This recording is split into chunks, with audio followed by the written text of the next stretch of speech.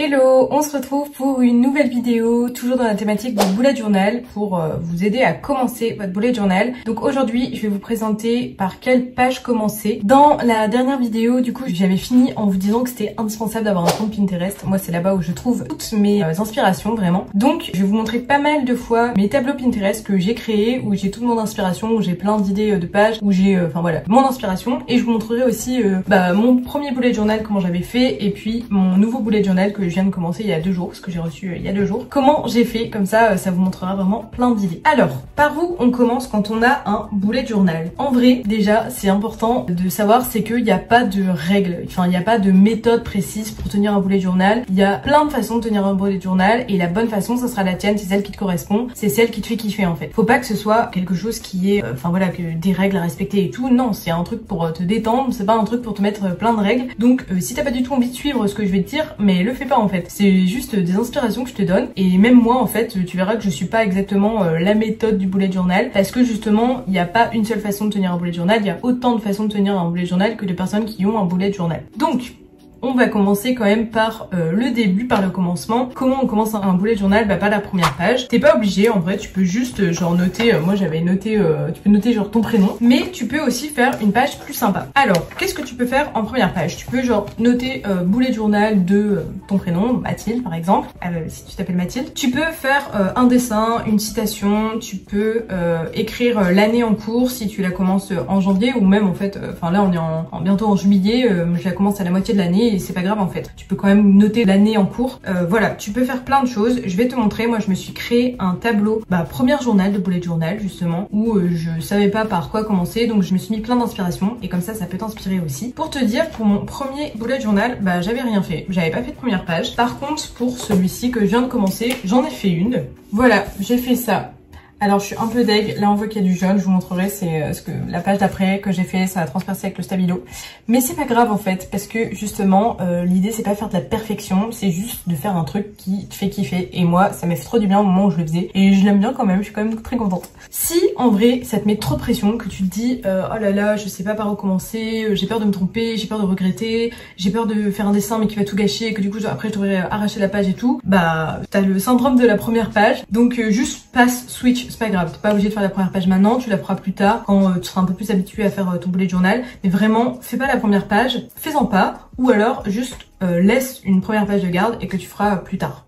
Ensuite, par quelle page tu veux commencer un bullet journal? Donc les pages les plus courantes, la première page souvent c'est la page index. La page index en gros c'est une table des matières, un peu un sommaire, où tu vas noter le titre de la page, et tu vas noter des numéros de page. Donc soit tu as un carnet où c'est numéroté, donc moi j'ai le Leuchtturm, chaque fois je sais pas si je le dis bien, mais 1917, que j'avais parlé dans la précédente vidéo, que j'adore, il est numéroté donc c'est pratique. Mais par contre t'es pas obligé, en plus de ça dans le Leuchtturm t'as un peu un sommaire justement qui est déjà proposé. Moi pour le premier bullet journal j'avais commencé à le noter, mais en vrai je l'ai pas tenu parce que je sais pas, ça me saoulait. Donc c'est pas grave. En fait, faut faire quelque chose, faut faire un bullet journal qui te ressemble et qui soit pas une contrainte. Donc tu peux quand même commencer par l'index si tu veux faire une table des matières. C'est l'une des premières pages classiques d'un bullet journal. Une autre page classique c'est le key, donc c'est une page où tu présentes les clés, keys en anglais. Donc les clés c'est en gros un peu la légende de ton bullet journal. Donc je vais te mettre des exemples pour que ce soit un peu plus concret. Moi personnellement c'est pas une page que je fais, parce que en fait j'ai pas un seul thème sur mon bullet journal, j'ai plein de pages où je fais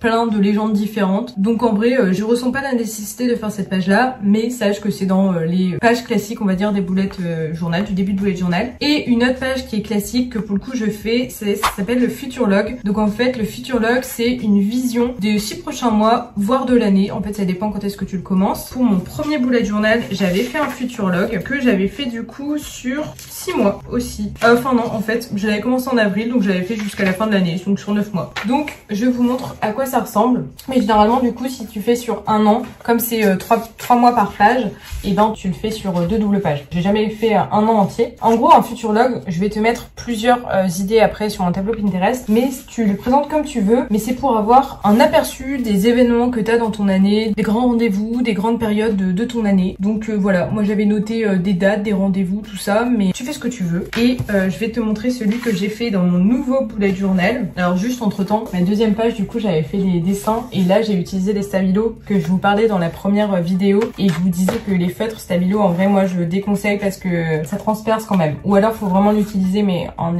étant tout fin quoi. Donc voilà, j'avais fait du coup 2 premières pages, voilà un peu pour me lancer dedans. Et après ça du coup c'est mon futurlog que j'ai fait du coup sur 6 mois. Alors c'est un peu chiant, je suis en train de me rendre compte, je pense que vous allez voir pas à l'endroit. Moi je vous mettrai une photo, c'est pas grave. Et en gros je l'ai mis sur 6 mois et je l'ai fait du coup dans une autre présentation par rapport au premier. Et j'ai encore rien noté pour l'instant parce que j'ai pas encore trop fait le planning de mes 6 prochains mois. Mais voilà, en fait c'est dans les premières pages parce que c'est un peu un fil conducteur dans le sens où tu le remplis petit à petit justement au fur et à mesure où tu avances dans l'année.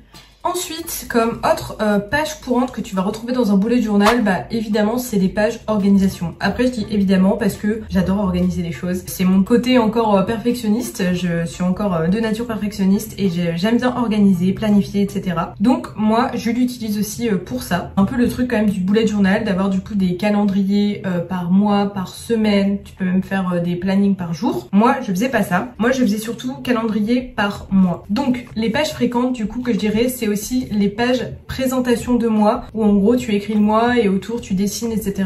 Mais ça t'es pas du tout obligé en fait. C'est genre si t'as envie d'avoir un bullet journal un peu esthétique où tu fais des dessins ou t'aimes bien ça. Mais voilà, t'es pas obligé. Moi j'aime bien. Donc je te montre, par exemple j'ai fait le mois de juillet hier. Donc j'ai fait un truc. Je me suis un peu foirée parce que là j'avais plus de place. Mais au final ça fait quand même bien. Et après j'ai mis le mois de juillet sur un mois. Mais en fait généralement tu l'as aussi sur 2 mois.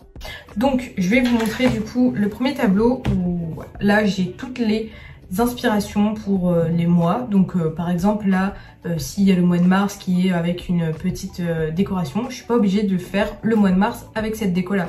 C'est juste en fait un tableau où je répertorie plein de dessins etc.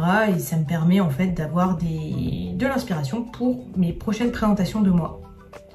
Et ensuite, j'ai ce tableau-là où je te montre du coup plein d'inspirations pour faire tes mois. Donc tu peux les faire sur une page ou sur 2 pages.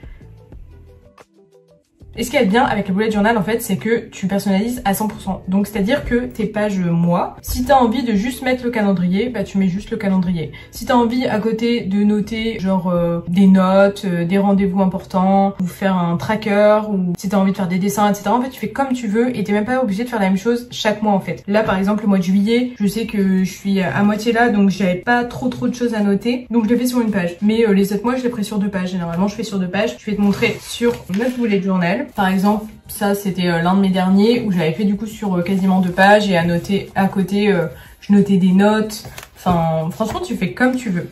Après du coup tu peux faire aussi des plannings pour les semaines. Donc moi j'en avais déjà fait, donc là j'avais pas fait forcément en semaine, j'avais mis la fin du mois, genre il devait me rester une dizaine de jours. Donc là j'avais fait sur 2 pages, mais globalement en fait j'en ai pas d'autres à te montrer dans mon ancien bullet journal parce que j'utilisais pas trop ça. C'est vrai que ça peut vite être une contrainte de faire à chaque fois, parce que ça prend du temps, de faire à chaque fois 4 pages par mois au moins, parce qu'il y a au moins 4 semaines dans un mois. Là j'en ai fait j'en ai préparé un. Pour le mois de juillet je pense que je vais faire 2-3 semaines, mais je vais pas forcément toutes les faire. En fait encore une fois le bullet journal tu fais comme tu veux, donc c'est pas grave si genre au début tu te dis ouais je vais faire les plannings de mes semaines mais qu'après tu te rends compte que ça te saoule donc t'arrêtes. C'est pas grave hein, vraiment, enfin faut pas du tout se mettre la pression. C'est pas un cahier de devoir, c'est un cahier pour le fun en fait. Donc voilà, mais juste pour du coup vous dire moi comment j'ai fait par rapport au bullet journal. Je l'ai utilisé quand même très peu pour l'organisation. Je l'ai fait surtout pour l'organisation des mois, mais tout ce qui est semaine et to-do list hebdomadaire tu peux le faire. Moi personnellement je le fais pas parce que mes to-do list hebdo ou mes semaines elles bougent énormément. Parfois je fais des trucs là, parfois je le fais là, enfin ça bouge vachement en fait. Donc du coup mes to-do de semaine etc.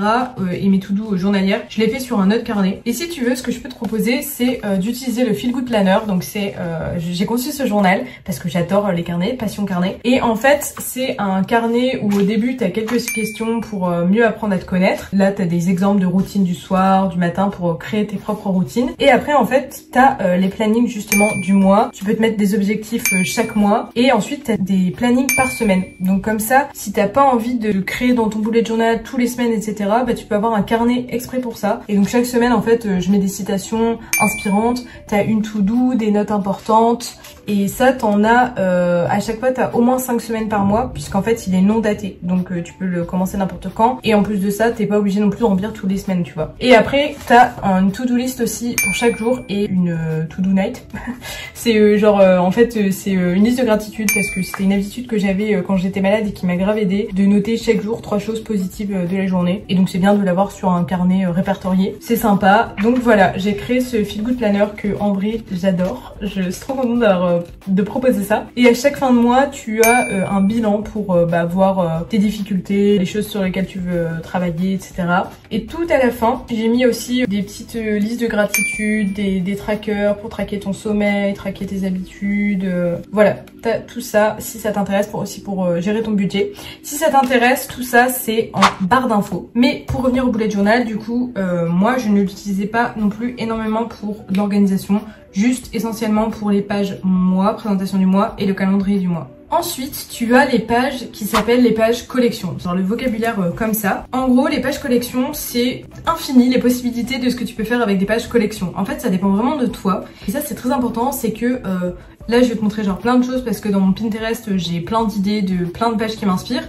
Mais c'est pas parce que genre je les mets dans mes tableaux que je vais les faire pour autant, parce que vraiment c'est infini quoi, les possibilités de pages que tu peux faire. Et du coup je t'invite vraiment à te demander qu'est-ce que j'ai besoin aujourd'hui dans ma vie, qu'est-ce que j'ai envie d'organiser. Est-ce que tu as envie d'organiser, quand je dis organiser, c'est est-ce que tu as envie de noter des choses sur ta vie professionnelle, sur ta vie personnelle, sur tes difficultés dans la maladie si tu souffres aussi d'un trouble alimentaire. Je dis aussi parce que du coup moi j'ai utilisé ce carnet beaucoup dans la guérison de mon trouble alimentaire. Vraiment c'est important de pas te dire il faut que je fasse tout ça parce que sinon tu vas commencer à faire plein de pages mais tu risques de te dégoûter ou voilà, enfin faut pas en faire trop en gros, faut faire petit à petit et faire vraiment des pages qui te correspondent, qui répondent à tes besoins. Les pages collection, moi personnellement je les fais à la suite, genre là j'ai pas encore commencé mais j'ai l'intention de faire des pages collection, je vous les partagerai petit à petit sur Instagram. Si tu me suis pas tu peux me suivre, je mettrai tout ça en story, mais généralement enfin il y a des gens qui vont faire genre les pages collection à partir de la moitié du livre, à partir de la moitié du bullet journal, et du coup ils mettent un marque-page du coup. Mais moi personnellement je m'en fous un peu parce que pareil j'ai pas envie d'être perfectionniste là-dessus. Je suis déjà assez perfectionniste et stressée sur plein de trucs dans ma vie, et justement moi le bullet journal c'est un outil pour m'aider à déstresser, à prendre du temps pour moi, à prendre soin de moi. Donc je veux pas me mettre de règles avec ça, et moi franchement je l'ai fait à la suite et je trouve ça cool. Enfin voilà, t'es pas obligé du tout de faire de tout séparer, mais tu peux si tu le veux